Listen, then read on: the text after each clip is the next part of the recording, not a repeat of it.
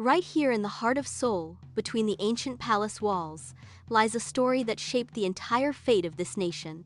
Today, we tell you of the last empress of the Joseon dynasty, Empress Myeongseong. She was born in 1851.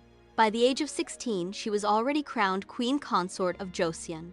But she was far more than just the king's wife. The end of the 19th century was a dangerous time for Joseon. Foreign powers circled the peninsula, each fighting to carve chunks of Korean territory into their own spheres of influence. In this broken, pressure-cooked landscape, Empress Myeongseong emerged as a sharp-witted diplomat and a forward-thinking leader. She refused to let Joseon crumble under outside pressure. She pushed for rapid modernization across every sector of government and industry. She played a careful, clever game of balanced diplomacy to hold competing powers at bay. She pushed back against foreign encroachment from every direction. She opened new trade talks with Western powers to counter the expansionist ambitions of her closer neighbors. She encouraged sweeping military reforms to build a strong, fully independent Korean army. Her moves worked. She kept Joseon sovereign longer than anyone expected. But her fight for Korean independence threatened the plans of one very powerful neighbor.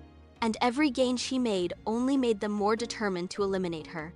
In 1895, the Japanese government, terrified of her growing political influence and growing power, finalized a brutal plot to eliminate her forever.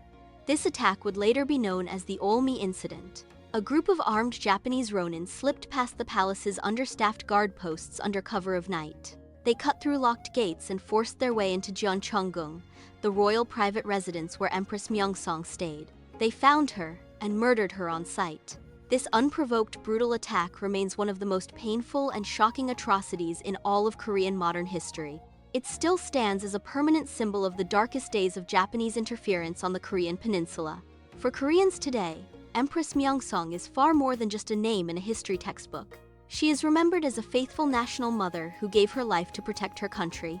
Even as historians continue to unpack the complexity of her life and rule, she has never lost her place as a defining symbol of Korean resistance and national pride.